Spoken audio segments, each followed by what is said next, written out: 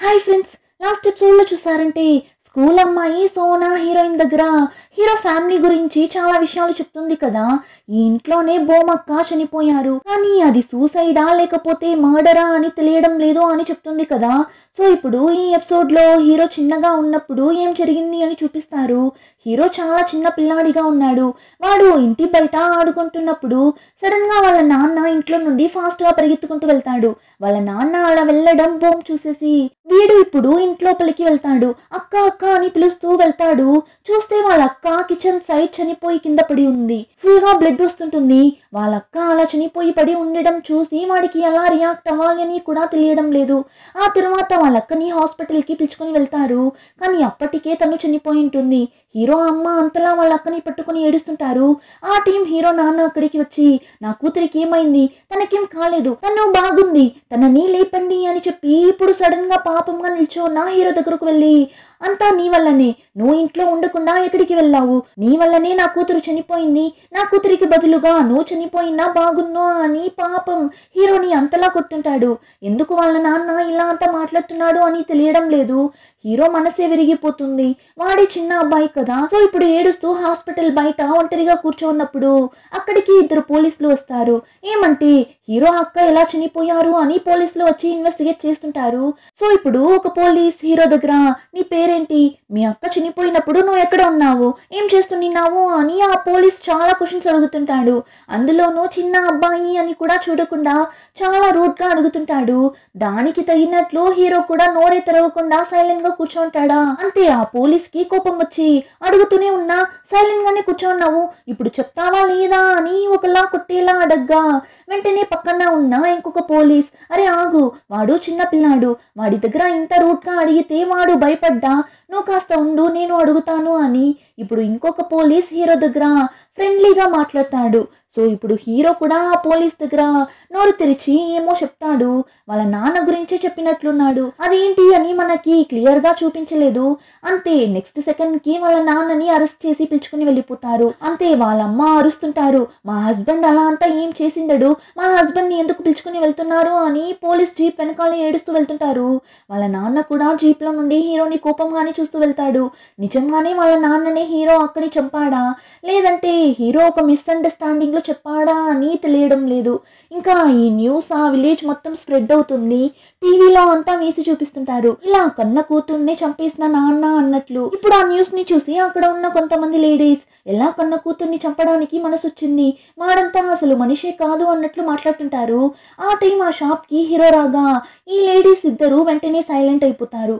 వాళ్ళ నాన్న అలాంటి వాడు అని తెలిసిన ఎవరు హీరో ఫ్యామిలీ దగ్గర రూడ్ గా అంతా నడుచుకోరు, చాలా స్వీట్ గానే మాట్లాడతారు. ఇప్పుడు కూడా ఆ లేడీ హీరోకి ఎక్స్ట్రాగా బిస్కెట్స్ అంతా తీసి ఇస్తారు, ఇదిగో తీసుకో బోమని. కానీ హీరో వాడు ఏం తీసుకోవడానికి వచ్చాడో అది మాత్రం తీసుకుని వెళ్ళిపోతాడు. ఇప్పుడు ఇంటికి వెళ్ళి అమ్మా నేను వచ్చేసాను, అమ్మా నేను వచ్చేసాను అని అరుస్తూ వెళ్తుంటాడు. వాళ్ళమ్మ అయితే సోఫా మీద ఉలుకు పలుకు లేకుండా పడి ఉంటారు. వీడు దగ్గరగా వెళ్ళి అమ్మా నేను వచ్చేసాను, అమ్మా అమ్మా అని చెప్పి పిలుస్తాడు. కానీ చూస్తే వాళ్ళమ్మ కూతురు చనిపోయింది అన్న బాధ తట్టుకోలేక చనిపోయినట్లున్నారు. వాడికి ఎలా ఉంటుంది, అక్క చనిపోయింది, నాన్న జైలుకి వెళ్ళిపోయాడు, ఇప్పుడు వాళ్ళమ్మ కూడా చనిపోయారు. సో చిన్నప్పుడే వాడి లైఫ్లో ఇలా అంతా జరగడంతో చాలానే సైలెంట్ అయిపోతాడు. ఎవరి దగ్గర పెద్దగా మాట్లాడాడు, అలానే పెరిగి పెద్ద అవుతాడు. ఇలా అంతా హీరో లైఫ్లో జరిగింటుంది. కానీ ఇప్పుడు హీరోకి ఏరం మీద ఒక ఇంట్రెస్ట్ వచ్చినట్లుంది. హీరోయిన్ కోసం వెయిట్ చేస్తాడు. ఏరంని చూడాలి అని అనిపిస్తుంది. ఇప్పుడు కూడా డోర్ సైడే చూస్తూ ఉంటాడు, ఏరం ఎప్పుడు వస్తుంది అన్నట్లు. కానీ అప్పుడే వాడి టేబుల్ మీద సారీ అన్నట్లు ఒక పేపర్ మీద రాసి ఉండడం చూస్తాడు. ఏరమే పెట్టేసి వెళ్ళింటుంది. హీరో కూడా చూసి నవ్వుతుంటాడు. అంతేకాకుండా ఒక చిన్న చెట్టుని కూడా హీరో టేబుల్ మీద పెట్టేసి వెళ్ళింటుంది. ఆ చెట్టు వీడికి చాలా నచ్చుతుంది. ఇప్పుడు విండోలో నుండి బయట చూస్తే హీరోయిన్ బయటనే కూర్చుంటుంది. వెంటనే హీరో బయట వెళ్ళి నేను చూశాను, చెట్టు చాలా బాగుంది, చాలా థ్యాంక్స్ అన్నప్పుడు హీరోయిన్ అయ్యో నేనే అండి మీకు సారీ చెప్పాలి, నిన్న మీ దగ్గర కోపంగా మాట్లాడేశాను అన్నప్పుడు అదంతా ఏం లేదు, నేనే కదా మీ దగ్గర ఏం జరిగింది అని చెప్పలేదు, మీ ప్లేస్లో ఎవరు నిన్న అలానే మాట్లాడింటారు, ఇందులో మీ తప్పేం లేదు అని చెప్పి హీరో అక్కడి నుండి వెళ్తున్నప్పుడు హీరోయిన్కి ఒకలా అవుతుంది. వెంటనే హీరోని స్టాప్ చేసి ఒక నిమిషం మన ఇద్దరం ఐస్ క్రీమ్ తిందామా అని అడుగుతుంది. వాడు తిందామని చెప్పి ఇప్పుడు ఇద్దరు ఐస్ క్రీమ్ కొనుక్కొని వచ్చి తింటూ మాట్లాడుతుంటారు. హీరో ఇప్పుడే కాస్త మాట్లాడటానికి ట్రై చేస్తాడు. అయినా పెద్దగా మాట్లాడలేకపోతాడు. ఏరమే నాన్ స్టాప్ గా మాట్లాడుతుంటుంది. ఆ తరువాతనే వాడు కాస్త బాగా మాట్లాడుతాడు. ఆ రోజు హీరోయిన్ బాగా తాగేసి హీరో దగ్గర పాట అంతా పాడింటుంది. నేను తాగేసి రోడ్లో ఉన్నప్పుడంతా ఎలా నువ్వు కరెక్ట్ గా వస్తున్నావు అని పాటలా పాడింటుంది. ఇప్పుడు ఆ పాటని హీరో పాడి చూపించగా హీరోయిన్ కి ఒకలా ఎంబారెసింగ్ గా ఉంటుంది. అయ్యో ప్లీజ్ అండి, దయచేసి ఆ రోజు జరిగిందంతా మర్చిపోండి ప్లీజ్ అన్నట్లు చెప్తుంటుంది. ఇంకా ఐస్ క్రీమ్ అంతా తిన్న తరువాత ఇద్దరూ కలిసి లైబ్రరీలో వర్క్ చేస్తుంటారు. అప్పుడు లైబ్రరీలో వర్క్ చేసే ఆ అమ్మాయి యూరి ఏం చెప్తుంది, రేపు ఒక లేడీని వీళ్ళు వెళ్ళి ఇంటర్వ్యూ చేయాలంట. కానీ ఆ యూరి అమ్మాయికి ఏమో వర్క్ ఉందని హీరోయిన్ దగ్గర ఇలా ఒక వయసైన లేడీని ఇంటర్వ్యూ చేయాలి, నువ్వు వెళ్తావా? నువ్వు ఆల్రెడీ ఒక పబ్లిషింగ్ కంపెనీలోనే కదా వర్క్ చేసావు, నీకు కాస్త ఎక్స్పీరియన్స్ ఉంటుంది కదా, సో నువ్వు వెళ్తావా అన్నప్పుడు హీరోయిన్ ఆలోచిస్తుంది వెళ్దామా వద్దా అన్నట్లు. అప్పుడు హీరోని మీరు ధైర్యంగా చేయండి అని ఏరంని ఎంకరేజ్ చేయగా హీరోయిన్ కూడా సరే ఓకే చేస్తాను అని ఒప్పుకుంటుంది. సో రేపు హీరోయిన్ ని ఇంటర్వ్యూ చేయడానికి వెళ్ళబోతున్నారు. సో ఆ రోజు నైట్ ఇంట్లో దానికోసం ప్రిపేర్ అవుతుంటుంది.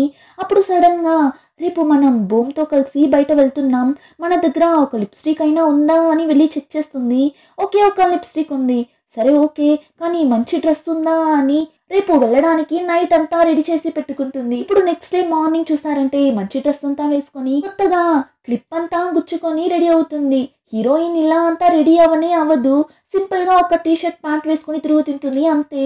కానీ ఈ రోజు క్లిప్ అంతా గుచ్చుకొని బాగా రెడీ అవుతుందా తనకే అనిపిస్తుంది, ఈ రోజు మనం ఎప్పటిలా కాకుండా డిఫరెంట్ గా రెడీ అయ్యామా, వాడు ఇదంతా చూసి ఏమైనా అనుకుంటే ఎలా అని ఆలోచిస్తున్నప్పుడు కరెక్ట్ గా హీరో వచ్చేస్తాడు. ఇప్పుడు ఏరంని చూస్తాడు. చూడగానే వాడికి అనిపిస్తుంది ఈరోజు ఏరం డిఫరెంట్ గా ఉంది అని. కానీ హీరోయిన్ దగ్గర ఏం ఎక్స్ప్రెస్ చేయడు. ఇప్పుడు ఇద్దరు ఇంటర్వ్యూ తీయాల్సిన ప్లేస్ కి వెళ్ళిపోతారు. ఇక్కడ అలానే కట్ చేసి స్కూల్ అమ్మాయి సోనాని చూపిస్తారు. ఆ అమ్మాయి వెనకాల ఒకడు తిరుగుతుంటాడు కదా క్లాస్మేట్, వాడు సోనా మీద చాలా కేరింగ్ గా ఉన్నాడు. సోనా బ్యాగ్ ని కూడా వాడే తీసుకుంటుంటాడు. అంటే చూడండి ఇలా ఏమో నేను తీసుకుని వస్తాను అని. కానీ సోనా అరుస్తుంది, హే ఎందుకురా ఊరికి నా వెనకాల వస్తున్నావు, నేను నచ్చలేదు అని చెప్పేశా కదా వెళ్ళు అని. వాడిని ఎంత తరిమినా వాడు మాత్రం సోనాని వదిలి వెళ్ళడం లేదు. సోనా వెనకాలే తిరుగుతుంటాడు. కానీ ఎంత సోనా వాడు నచ్చినట్లు వాడి దగ్గర బిహేవ్ చేసినా మనసులో వాడి మీద ఇష్టం అన్నది ఉంటుంది. కానీ పైకి నచ్చినట్లు బిహేవ్ చేస్తుంటుంది. ఇలానే ఇద్దరు లైబ్రరీకి వెళ్తారు. కాసేపట్లోనే బాయ్ ఫ్రెండ్ బాగా నిద్రపోతుంటాడు. సోనాని చూడాలి, ఇష్టం లేదు అని చెప్పి వాడి బొమ్మని డ్రా చేస్తూ కూర్చోంటుంది. ఆ టైంలోనే ఇంటర్వ్యూ తీయడానికి వెళ్ళిన హీరోయిన్ ని చూపిస్తారు. ఒక అవ్వని ఇంటర్వ్యూ చేయడానికి వెళ్ళింటారు. ఆ అవ్వ అయితే హీరోయిన్ కోసం తినడానికి చాలా ఫుడ్ ని తీసుకుని వచ్చి ఇస్తుంటారు. ఇంటర్వ్యూనే చేయలేదు అంటే చూడండి, అవ్వ తినడానికి అన్ని ఐటమ్స్ ని తీసుకుని వచ్చి ఇచ్చింటారు. ఇప్పుడు అంతా తినేసి ఫైనలీ మాట్లాడేటప్పుడు ఆ అవ్వ మీరిద్దరు హస్బెండ్ అండ్ వైఫా అన్నట్లు అడుగుతారు. వాళ్ళిద్దరూ ఒకరి ముఖం ఒకరు చూసి లేదు అలా అంతా ఏం లేదు అన్నప్పుడు అవ్వ కానీ మీరిద్దరూ పెళ్లి చేసుకుంటే మీరిద్దరి జంట చూడటానికి చాలానే బాగుంటుంది అని అనిపిస్తుంది, దానివల్ల త్వరగా పెళ్లి చేసుకొని కలిసి జీవించండి అని అడ్వైస్ అంతా ఇస్తుంటారు. కానీ ఇద్దరు పెద్దగా పట్టించుకోరు. ఇక్కడ ఇలా అంతా ఒక పక్క ఇంటర్వ్యూ జరుగుతున్నప్పుడు లైబ్రరీలో వర్క్ చేస్తున్న యూరిని చూపిస్తారు. తను సిటీలో వెళ్ళి వర్క్ చేయడానికి ఎప్పుడు ఎగ్జామ్ రాస్తుంటుంది కదా, ఈ రోజు తను రాసిన ఎగ్జామ్ రిజల్ట్ వచ్చినట్లుంది. చెక్ చేసి చూస్తే ఎగ్జామ్ లో పాస్ అయినట్లుంది. అంతే ఒక షాక్ లో గట్టిగా వచ్చేస్తుంది. నిద్రపోతున్నోడు ఉలికి పడి లేచి కూర్చుంటాడు. ఏమైందక్క ఏమైంది అని అడిగినప్పుడు తను ఇంకా కూడా ఆ షాక్ లో నుండి బయట రాలేదు. అలానే స్టన్ అయి కూర్చుంటుంది. కాసేపట్లోనే హీరోయిన్ ఇంటర్వ్యూ అంతా కంప్లీట్ చేసుకుని లైబ్రరీకి వచ్చేస్తారు. ఆ స్కూల్ పిల్లలు కూడా ఇంకా అక్కడే ఉన్నారు. ఇప్పుడు సోనా బాయ్ ఫ్రెండ్ మనం అందరం డిన్నర్ చేయడానికి వెళ్దామా, నేను కొనిస్తాను అని హీరోయిన్ ని పిలుస్తుంటాడు. సోనాని మాత్రం తినడానికి పిలిస్తే రాదు అని హీరోయిన్ ని కూడా పిలుస్తుంటాడు. ఆ టైం యూరి హీరో దగ్గరకు వెళ్ళి చాలా హ్యాపీగా నేను ఎగ్జామ్ లో పాస్ అయిపోయాను, నువ్వు ఎప్పుడు వస్తావు, నీ దగ్గర ఎప్పుడు చెప్దామని ఎంత వెయిట్ చేస్తూనే నాకు తెలుసా అని అంత హ్యాపీగా చెప్తుంటుంది. ఆ టైం ఆ షాప్ ఓనర్ అబ్బాయి ఉన్నాడు కదా అతను వస్తాడు. అతనికి ఇప్పుడు ఈ విషయం తెలిసి ఓ చాలా మంచి విషయం చెప్పారు, అయితే రండి ఈ రోజు మీరే మాకు డిన్నర్ కొనివ్వాలి పార్టీ అన్నట్లు చెప్పగా అందరూ జాలీగా వెళ్ళి డిన్నర్ చేస్తుంటారు. ఇప్పుడు యూరి ఎగ్జామ్ లో పాస్ అయిపోయింది, సిటీలో మంచి జాబ్ వచ్చింది కదా, సో ఆటోమేటిక్ గా యాటిట్యూడ్ అన్నది వచ్చేసింది. అందులోనూ బాగా తాగింటుంది. సో ఊరికే ఉండకుండా అడ్వైస్ చేయడం స్టార్ట్ చేస్తుంది. అందులోనూ ఆ స్కూల్ అమ్మాయికి అడ్వైస్ ఇస్తుంటుంది. ఆ అమ్మాయి పాపం స్కూల్లో తనని బుల్లి చేస్తుంటారు. ఇందులో వాళ్ళ నాన్న ఏమో రెస్పాన్సిబిలిటీనే లేకుండా తాగేసి రోడ్లో పడి ఉంటాడు. వాళ్ళ అమ్మనే అంతా చూసుకుంటూ ఉంటారు. డబ్బులకి కూడా చాలా కష్టపడుతుంటారు. ఒక పక్క స్కూల్లో బుల్లి చేస్తున్నారు, ఇంకో పక్క ఆ స్కూల్ ఫీజ్ పే చేయడానికి కూడా డబ్బులు ఉండదు. అందుకే సోనా పెద్దగా స్కూల్కి కూడా వెళ్ళదు. ఇలా ఇన్ని బాధలతో ఉన్న అమ్మాయి దగ్గర నువ్వు ఇలా అంతా చేస్తుంటే ఎలా? మీ అవ్వ ఎన్ని రోజులు ప్రాణాలతో ఉంటారు? ఎన్ని రోజులని నిన్ను చూసుకోగలరు? సో నువ్వు బాగా చదవాలి, బాగా చదివి ఇలా అంతా ఎగ్జామ్ రాసి పాస్ అయ్యి మంచి ఒక గవర్నమెంట్ ఆఫీసర్ అయితేనే కదా నీ ఫ్యామిలీని నువ్వు చూసుకోగలవు అన్నప్పుడు తనకి కోపం వచ్చేస్తుంది. ఊరికే సైలెంట్ గా తింటారా అంటుంది. హీరో సిచ్యువేషన్ ని అర్థం చేసుకుని యూరి ఇదిగో ఇది తిను అది తిను అని టాపిక్ ని డైవర్ట్ చేయాలి అని చూస్తాడు. కానీ ఆ అమ్మాయి యూరి సైలెంట్ గానే ఉండదు. ఇందులో హీరోయిన్ ని కూడా చూసి అవును నువ్వు ఎవరినైనా డేట్ చేస్తున్నావా అన్నట్లు అడగ్గా హీరోయిన్ కి ఏం చెప్పాలని తెలియడం లేదు. అయినా అందరి ముందు బ్రేకప్ అయిపోయింది అన్నప్పుడు అవునా ఎన్ని ఇయర్స్ మీరు రిలేషన్షిప్ లో ఉన్నారు అని పర్సనల్ విషయాల గురించి అంతా అడగ్గా హీరోయిన్ ఒకలా మొహమాటంగా ఫీల్ అవుతుంది చెప్పడానికి. వెంటనే హీరో మళ్ళీ తన దగ్గర ఇదిగో ఇది తినువా అని తనని డైవర్ట్ చేయగా ఆ అమ్మాయికి అర్థమైపోతుంది. ఏంటి నువ్వు నన్ను ఏం మాట్లాడనివ్వనంటున్నావు, ఎందుకు ఊరికే డిస్టర్బ్ చేస్తున్నావు అని అడిగినప్పుడు హీరో అదేం లేదు నువ్వు తినాలి కదా అందుకే చెప్పాను అని మేనేజ్ చేస్తాడు.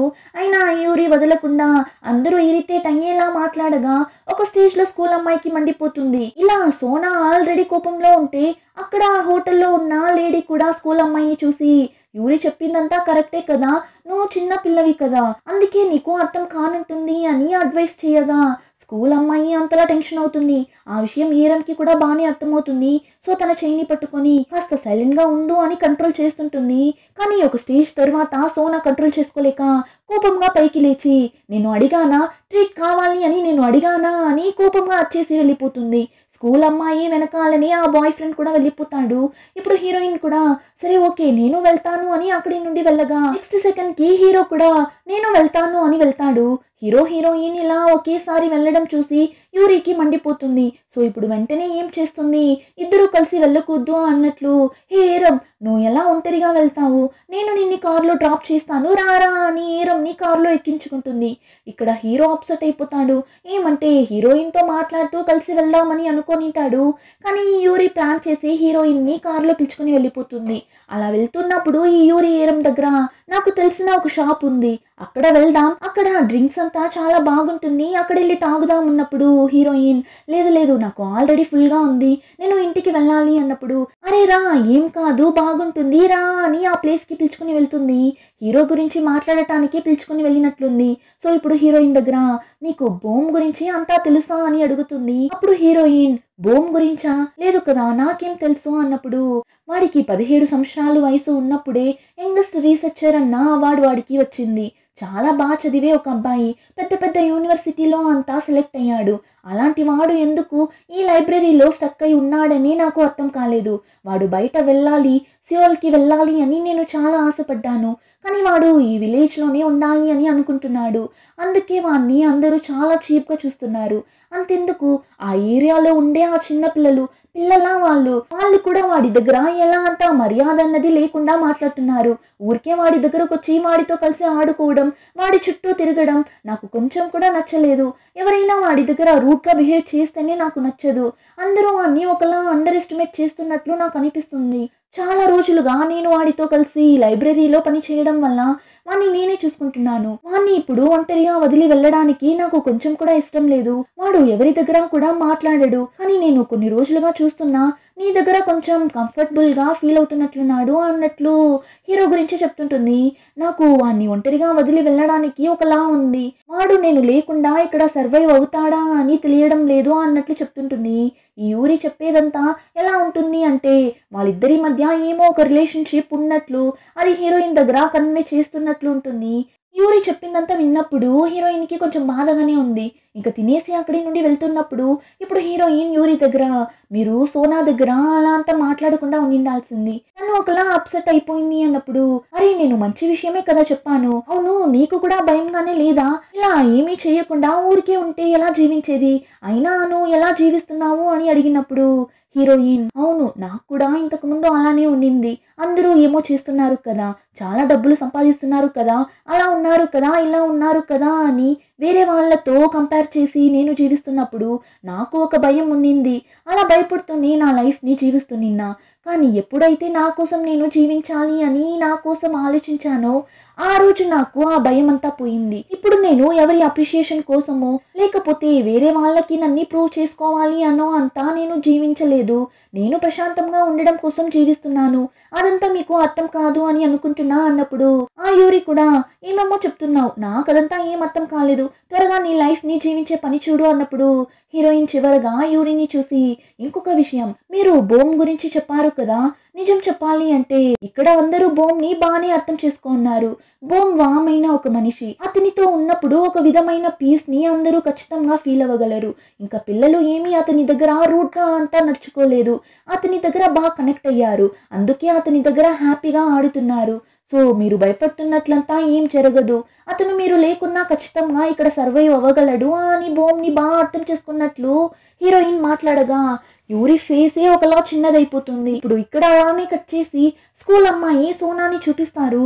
తనని ఆల్రెడీ స్కూల్లో కొంతమంది బుల్లి చేస్తుంటారు కదా, వాళ్ళు ఈ రోజు నైట్ సోనాని బయట పట్టుకునేస్తారు. సో ఇంటికి బాగా దెబ్బలతోనే వెళ్తుంది. అవ్వ చూసేసి అయ్యో సోనా ఏమ్మా ఇది అని చెప్పి భయపడి అడుగుతుంటే వాళ్ళ నాన్న బాగా తాగేసి వచ్చి హే సోనా ఎప్పుడు చూసినా ఇలానే తిరుగుతుంటావా, ఇలానే జరగాలి నీకు, బాగా దెబ్బలు తిన్నావా అని సోనాకి కోపం వచ్చేలా అరుస్తుంటాడు. సోనా అయితే వాళ్ళ నాన్న దగ్గర మాట్లాడనైనా మాట్లాడదు, అసలు వాళ్ళ నాన్న ముఖాన్ని కూడా చూడదు. కానీ ఈ రోజు ఆల్రెడీ తనే దెబ్బలు తిని వచ్చింటుంది. ఇందులో అతను ఇలా అంతా మాట్లాడగా టెన్షన్ అయ్యి అంతా మీ వల్లనే మాకు ఇప్పుడు ఇలాంటి ఒక సిచ్యువేషన్, మీరు ఇలా ఉన్నారు అని మా అమ్మ మీరు వద్దు అని పారిపోయారు, మీరెందుకు ఇలా ఉన్నారు, అసలు మీరంతా ఎందుకు ప్రాణాలతో ఉన్నారు, ఎక్కడైనా వెళ్ళి చచ్చిపోండి అని భయంకరంగా అరుస్తుంది. అప్పుడు కూడా వాళ్ళ నాన్న నేను మాత్రం ఎందుకు చావాలి, నువ్వు కూడా చనిపో, రండి అందరం చనిపోదాం అన్నట్లు మాట్లాడుతుంటాడు.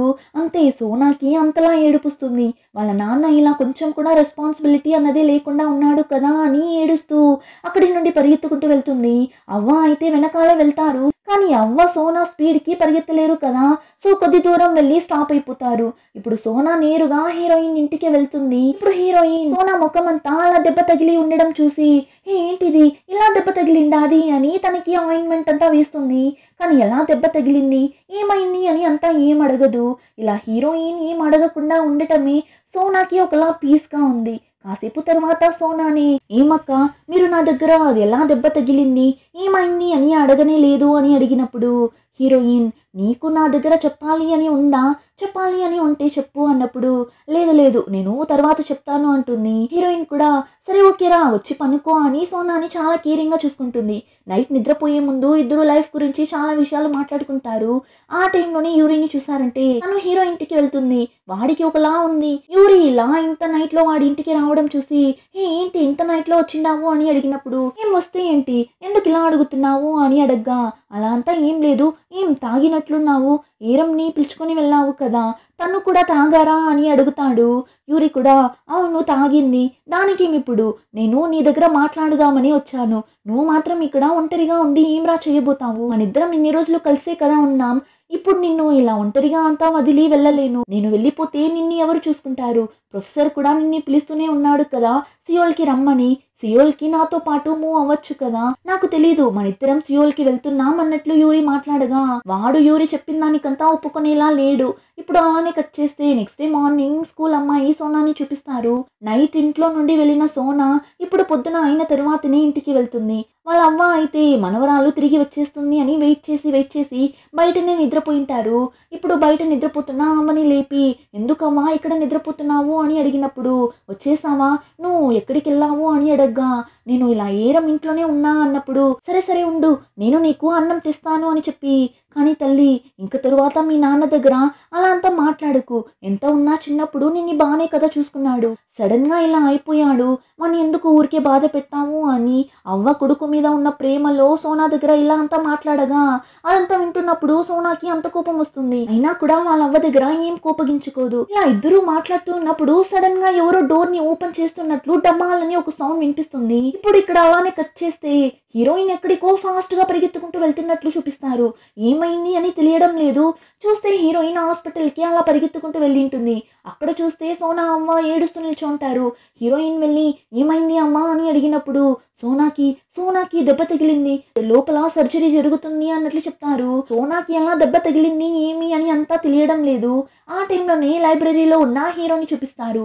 అక్కడే సోనా బాయ్ ఫ్రెండ్ కూడా ఉన్నాడు. వీళ్ళకి ఇంకా ఆ విషయం తెలిసినట్లు లేదు. ఆ టైం చిన్న పిల్లలు ఉన్నారు కదా, వాళ్ళు ఎప్పటిలా లోపలికి వెళ్ళి ఆడుకుంటుంటారు. అప్పుడు ఒక అబ్బాయి మా నాన్న ఫోన్ లో చెప్తూ నిన్నాడు, ఎవరికో సర్జరీ జరుగుతుంది, హాస్పిటల్లో ఉన్నారు అన్నట్లు మాట్లాడుతూ నిన్నాడు. అది ఏరం అక్కనా లేకపోతే సోనా అక్కనా అని తెలియడం లేదు అన్నట్లు చెప్పగా హీరో అంతే, ఏంటి ఏరమ్మా, ఏరంకి ఏం కాలేదు కదా అని హీరోయిన్ గురించి ఆలోచిస్తుంటే బాయ్ ఫ్రెండ్ సోనాకి ఏం కాలేదు కదా అని వాడు ఒక పక్క సోనా గురించి ఆలోచిస్తుంటాడు. ఆ చిన్న అబ్బాయి దగ్గర అది సోనా కాదు కదా, సోనాకి ఏం కాలేదు కదా అన్నట్లు అడుగుతుంటాడు. ఇప్పుడు హీరో సోనా బాయ్ ఫ్రెండ్ ఇద్దరు ఫాస్ట్ గా హాస్పిటల్కి పరిగెత్తుకుంటూ వెళ్తారు. అలానే ఎపిసోడ్ కంప్లీట్ అవుతుంది. రిమైనింగ్ స్టోరీని నెక్స్ట్ ఎపిసోడ్లో చూద్దాం. ఇంకా ఈ వీడియో నచ్చితే like, share and subscribe. Thank you.